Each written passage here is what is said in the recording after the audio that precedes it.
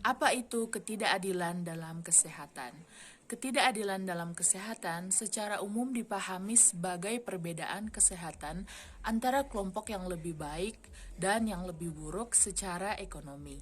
Misalnya, kedudukan pekerjaan mereka, tingkat pendapatan, kekayaan, pendidikan, dan atau oleh karakteristik ekonomi tempat itu.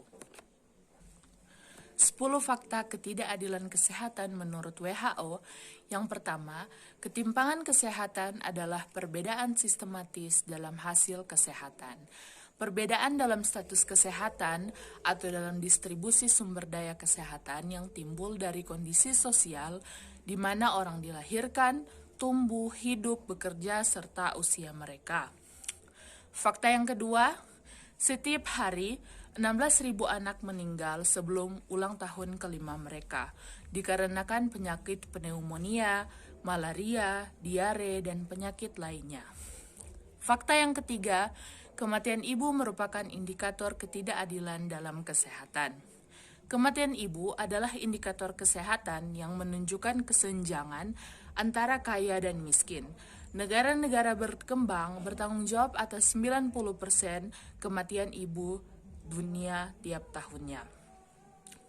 Fakta yang keempat, TBC adalah penyakit kemiskinan. Kematian akibat TBC ada di negara-negara berkembang.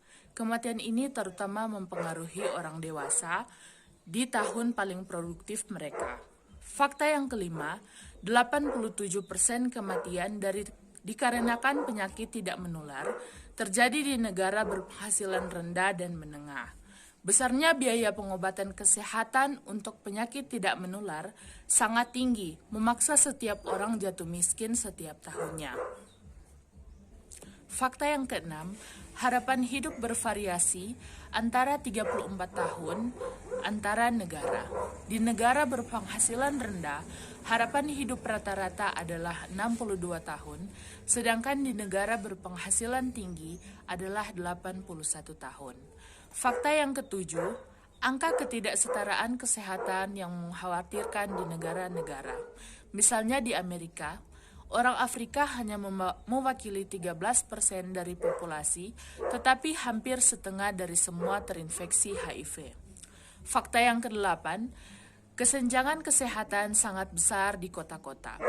Fakta yang kesembilan, ketimpangan kesehatan memiliki biaya keuangan yang signifikan bagi masyarakat. Parlemen Eropa memperkirakan bahwa kerugian yang terkait dengan ketidakadilan kesehatan menghabiskan sekitar 1,4% dari produk domestik bruto di dalam Uni Eropa. Fakta yang ke-10, ketidakadilan yang persisten memperlambat perkembangan.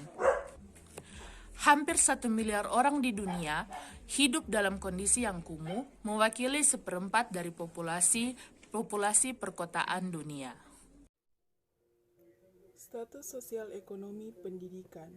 Status sosial ekonomi adalah prediktor kuat kesehatan dan merupakan faktor kunci yang mendasari ketidaksetaraan kesehatan di seluruh populasi. Status sosial ekonomi yang buruk memiliki kapasitas untuk secara mendalam membatasi kemampuan individu atau populasi, memanifestasikan dirinya melalui defisiensi dalam modal finansial dan sosial. Karena pekerjaan juga atau karir seseorang adalah saluran utama untuk modal finansial dan sosial. Pekerjaan adalah faktor penting namun belum terwakili dalam penelitian ketidakadilan kesehatan dan upaya pencegahan. Serta juga, pendidikan merupakan faktor penting dalam pemanfaatan pelayanan kesehatan meski terkait erat dengan ekonomi. Seorang individu mungkin tidak pergi ke seorang profesional medis atau mencari perawatan jika mereka tidak tahu penyakit kegagalan mereka untuk melakukannya atau nilai perawatan yang tepat.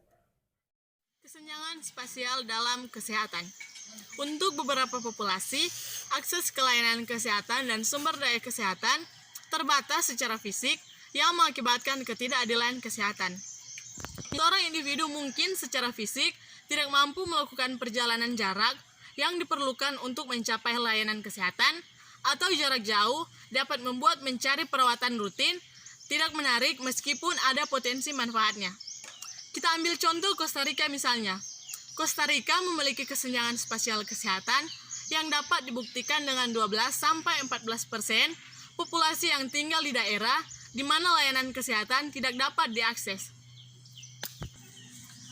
Ketidakadilan telah menurun di beberapa wilayah negara sebagai hasil kerja program reformasi layanan kesehatan.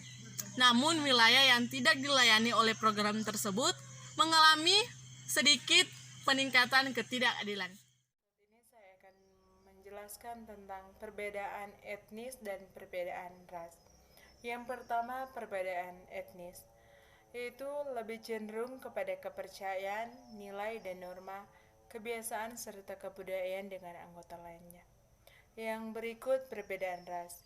Ras adalah seperangkat sifat kabur atau perbedaan perilaku yang dapat diamati yang lain dalam komunitas ilmu, menyarankan bahwa gagasan ras sering digunakan dalam sederhana. Terima kasih. Ketidakadilan dalam akses keperawatan kesehatan. Ada banyak alasan untuk ketidakadilan dalam akses pelayanan kesehatan, yaitu yang pertama, kurangnya perawatan kesehatan universal atau perlindungan asuransi, yaitu tanpa asuransi kesehatan, pasien lebih mungkin untuk menunda perawatan medis. Yang kedua, kurangnya sumber perawatan reguler, yaitu tanpa akses ke sumber pelayanan reguler, lebih sedikit kunjungan ke dokter, dan lebih banyak kesulitan untuk mendapatkan obat resep. Dan yang ketiga, kurangnya sumber daya keuangan merupakan penghalang bagi akses pelayanan kesehatan bagi banyak orang. Dan yang keempat, hambatan hukum, yaitu akses ke perawatan medis oleh minoritas imigran berpenghasilan rendah dapat dihambat oleh hambatan hukum untuk program asuransi publik. Dan yang kelima, hambatan struktural, yaitu hambatan-hambatan ini termasuk transportasi yang buruk. Yang keenam, sistem pembiayaan perawatan kesehatan. Dan yang ketujuh, kelangkaan penyediaan. Dan yang kedelapan, hambatan linguistik, yaitu perbedaan bahasa membatasi akses ke perawatan medis. Yang kesembilan, literasi kesehatan. Disinilah pasien memiliki masalah dalam memperoleh, memproses, dan memahami informasi kesehatan dasar. Yang ke-10, kurangnya keragaman dalam tenaga kerja perawatan kesehatan. Dan yang ke-11 yaitu usia. Usia juga dapat menjadi faktor dalam ketidakadilan kesehatan karena sejumlah alasan. Kesetaraan relatif berdampak negatif pada kesehatan di tingkat internasional, nasional, dan kelembagaan. Pola-pola yang terlihat secara internasional berlaku di antara negara-negara bagian secara ekonomi. Kurang lebih sama di Amerika Serikat.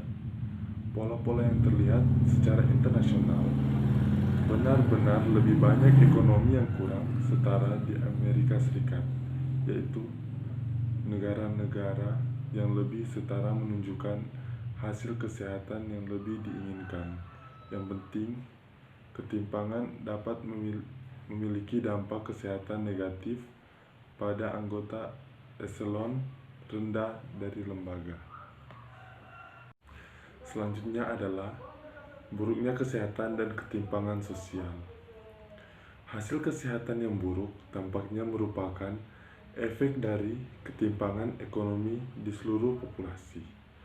Negara dan wilayah dengan ketimpangan ekonomi yang lebih besar menunjukkan hasil yang lebih buruk dalam harapan hidup.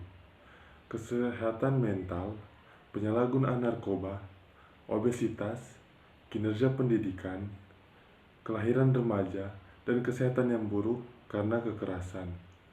Di tingkat internasional, ada korelasi positif antara negara maju dengan kesetaraan ekonomi dan umur panjang.